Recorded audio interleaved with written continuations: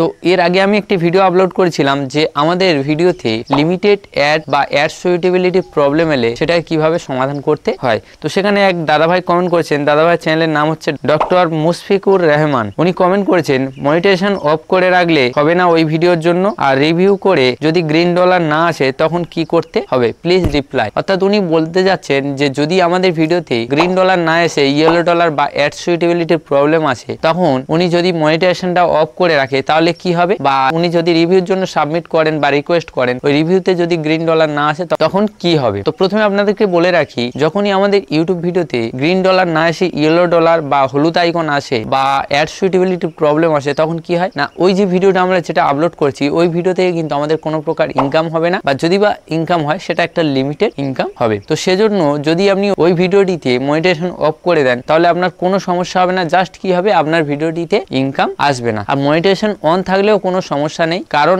ওই ভিডিও থেকে আপনার কিন্তু এমনিতেই কোনো প্রকার ইনকাম হবে না। আর যদি বলছেন যে রিভিউ করে গ্রিন ডলার না আসে তাহলে কি করবেন, তাতেও আপনি যা খুশি করতে পারেন, হয় মনিটাইজেশন অফ করে দিতে পারেন, আর না হলে আপনার ওই ভিডিওতে কোনো ইনকামের আশা করলে হবে না, বা ওই ভিডিওতে আপনার কোনো প্রকার ইনকাম হবে না, কারণ আপনি কিন্তু ওই ভিডিওতে যে মনিটাইজেশনের যে অ্যাডভার্টাইজার ফ্রেন্ডলি গাইডলাইন বা অ্যাড ফ্রেন্ডলি গাইডলাইন সেটা কিন্তু ফলো করেননি, যার কারণে আপনার ইয়েলো ডলার এসছে। তাই আপনার ইয়েলো ডলার যদি আপনার ভিডিওতে আসে তাহলে ওই ভিডিও থেকে আপনি কোনো প্রকার ইনকাম করতে পারবেন না, বা আপনার ওই ভিডিও থেকে লিমিটেড ইনকাম হবে। তো আশা করছি আপনি আপনার প্রশ্নের যে উত্তর সেটা পেয়ে গেছেন। তো যদি উত্তরে কোনো কিছু ভুল বলে থাকি তাহলে কিন্তু অবশ্যই ক্ষমা করে দেবেন। Thank you.